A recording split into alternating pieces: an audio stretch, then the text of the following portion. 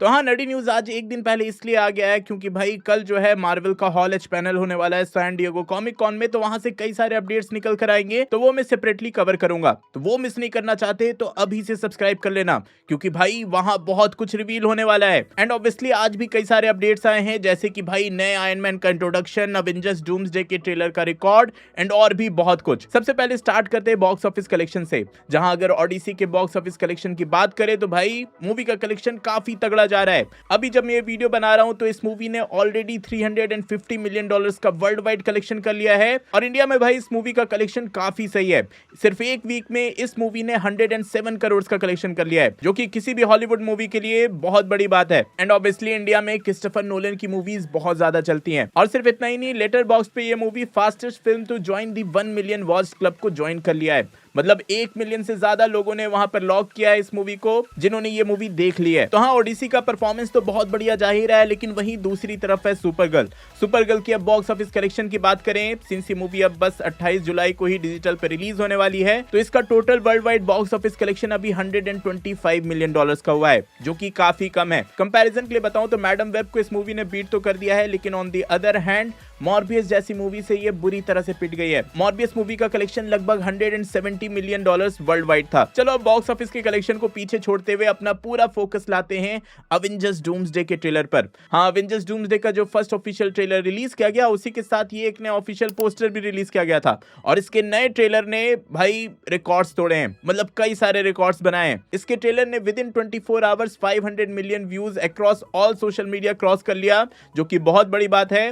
ये नंबर कितना बड़ा है आप इसी से कंपेयर कर सकते हो कि ड्यून के दोनों ट्रेलर ने इतना व्यूज अभी तक कंप्लीट नहीं किया है, जितना 24 आवर्स में अवेंजर्स डूम्सडे के फर्स्ट ट्रेलर ने किया है। इसी के साथ ये डिज्नी की हाईएस्ट व्यूड ट्रेलर में से हो गया है विद इन 24 आवर्स, और साथ ही एमसीयू की सेकंड हाईएस्ट व्यूड ट्रेलर में हो गया है। फर्स्ट पर अभी रिसेंट आई स्पाइडरमैन ब्रांड न्यू डे का ट्रेलर था। आप स्क्रीन पर सारा कंपैरिजन देख सकते हो। और भाई अवेंजर्स डूम्सडे का ट्रेलर देखने के बाद एक बात तो क्लियर है कि मार्वल सिर्फ मूवीज नहीं बना रहा, वो हर बार टेक्नोलॉजी और इमेजिनेशन का लेवल और भी ऊपर ले जा रहा है। और अगर आप ध्यान दो तो एआई और एडवांस टेक्नोलॉजी अब सिर्फ एमसीयू का हिस्सा नहीं रहे, रियल वर्ल्ड में भी ये टेक्नोलॉजीज हर दिन इवॉल्व हो रही हैं। और अगर तुमने अभी 12th की है और फ्यूचर में ऐसी ही टेक्नोलॉजीज के साथ काम करना चाहते हो, तो इंजीनियरिंग चूज करते वक्त एआई फर्स्ट प्रोग्राम्स को भी एक्सप्लोर करना चाहिए, जैसे मिराई स्कूल ऑफ टेक्नोलॉजी। मुझे इनका अप्रोच काफी डिफरेंट लगा। जो चीज सबसे अलग लगी वो ये थी कि यहाँ एआई को सिर्फ पढ़ाया नहीं जाता, उसके साथ काम भी करवाया जाता है। डे 1 से स्टूडेंट्स कोडिंग, एआई टूल्स और रियल प्रोजेक्ट्स के थ्रू हैंड्स ऑन लर्निंग करते हैं। ज्वाइनिंग के पहले ही दिन हर स्टूडेंट को free MacBook, 15+ industry AI tools का एक्सेस मिलता है,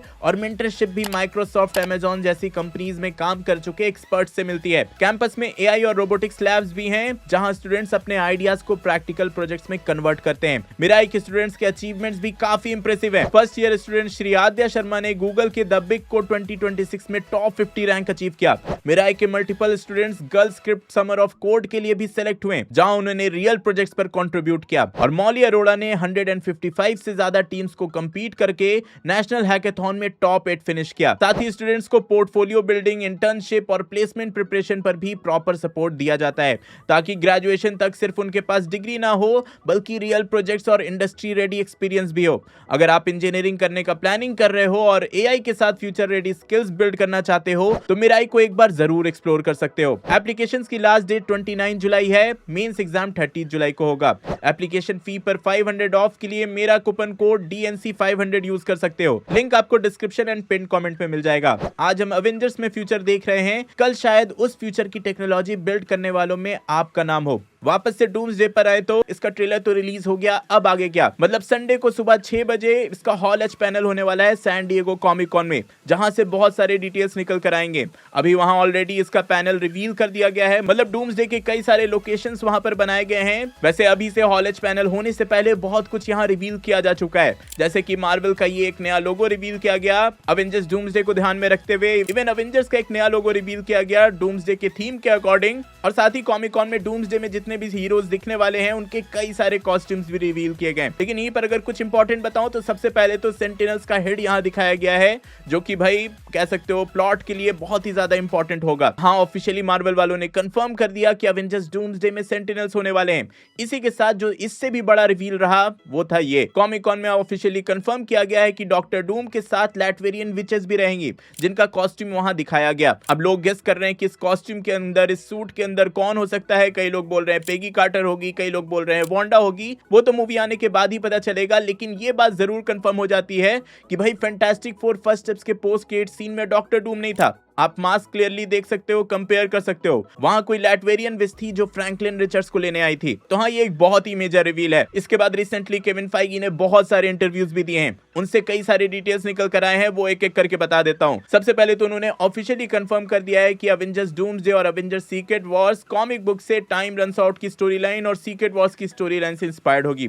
वैसे ये ऑब्वियस था, लेकिन हाँ ऑफिशियली कंफर्म किया तो मैं बता दे रहा हूं। इसके बाद सबसे मेजर डिटेल उन्होंने ये दिया कि एवेंजर्स सीक्रेट वॉर्स को 2 पार्ट में स्प्लिट नहीं किया जाएगा, जैसा कि बहुत दिनों से इंटरनेट पर रूमर्स थे। उसी पर बात करते हुए केविन फाइगी ने बोला कि एवेंजर्स सीक्रेट वॉर्स बिल्कुल भी 2 पार्ट में स्प्लिट नहीं हो रहा है, वो एक सिंगल ही मूवी होगी। सीक्रेट वॉर्स पर और डिटेल देते हुए उन्होंने ये बोला कि सीक्रेट वॉर्स वो स्टोरी लाइन होने वाली है जिससे कि फ्यूचर में मार्वल स्टूडियोज के साथ नए ऑडियंस को जुड़ने में इजी होगा।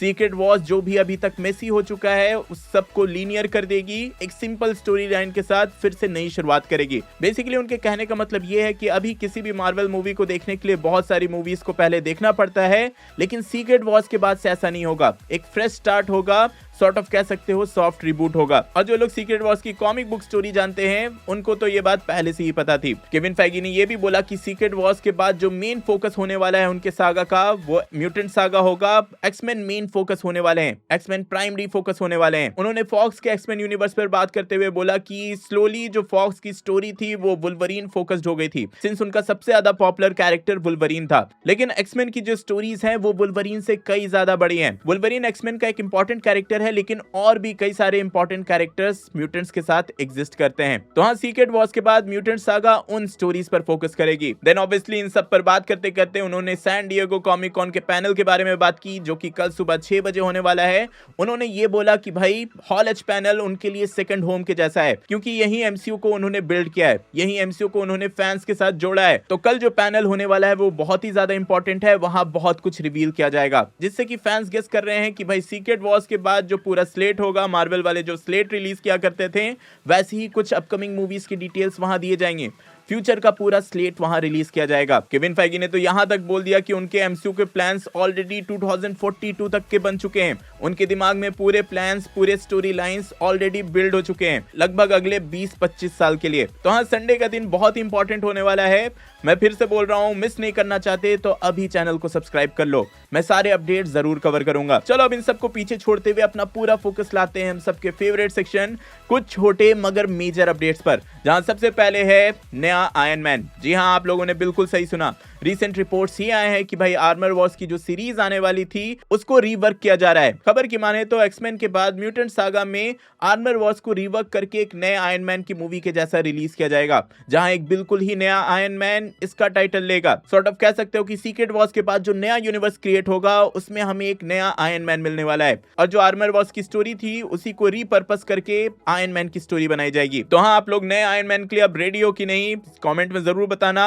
ऑब्वियसली आरडीजे जिंदगी भर तो आयरन मैन बन नहीं सकते हैं। इसके बाद आपको पता ही होगा कि सितंबर में ही अवेंजर्स एंड गेम रिलीज होने वाली है, तो इसका ऑफिशियल टाइटल अभी के लिए दिया गया है अवेंजर्स एंड गेम एनकोर। और रिमर्स के माने तो इसमें 7 से 10 मिनट के एक्स्ट्रा फुटेज होने वाले हैं, एक्स्ट्रा सीन्स होने वाले हैं, जिसमें मूवी को एक नया इंट्रो मिलेगा, कई सारे बोनस सीन्स मिलेंगे और साथ ही एंडिंग में एक बिल्कुल ही नया सीन मिलेगा जो कि अवेंजर्स एंड गेम को डायरेक्टली अवेंजर्स डूम्सडे से कनेक्ट कर देगा। तो हाँ, अवेंजर्स एंड गेम को भी रीपर्पस करके अवेंजर्स डूम्सडे के लिए फैंस को रेडी किया जाएगा। वैसे सैन डिएगो कॉमिक कॉन की बात हो ही रही है, तो भाई इंडिया के लिए भी एक बड़ी बात यह है कि इस बार रामायण को भी एक नया पैनल दिया गया, मतलब एक पैनल रामायण मूवी को डेडिकेट किया गया, जहां इसकी पूरी कास्ट एंड क्रू आई थी। और साथ ही पहले इनिशियल खबर तो ये थी कि यहाँ ऑफिशियल ट्रेलर रिलीज किया जाएगा, लेकिन अब ऑफिशियली नमित मल्होत्रा ने यह कंफर्म कर दिया कि रामायण के ट्रेलर को डिले कर दिया गया है। अभी के लिए कॉमिक कॉन में उन्होंने बस इतना बताया कि सोनी पिक्चर्स एंटरटेनमेंट के साथ उन्होंने डिस्ट्रीब्यूशन क्रैक कर लिया है। डिस्ट्रीब्यूशन डिस्ट्रीब्यूशन की डील कर ली है और वर्ल्ड वाइड सोनी पिक्चर्स ही इस मूवी को डिस्ट्रीब्यूट करेगा, जो कि सही में बहुत बड़ी बात है। फिर डेयरडेविल बॉर्न अगेन के सेट से ये एक फोटो निकल कर आया है जहां आप डेयरडेविल, बुलसाई और इलेक्ट्रा को साथ में देख सकते हो। और साथ ही इस वीक क्लेफेस का एक बिल्कुल ही नया ट्रेलर रिलीज कर दिया गया, जो कि लिटरली बहुत ही ज्यादा अमेजिंग है।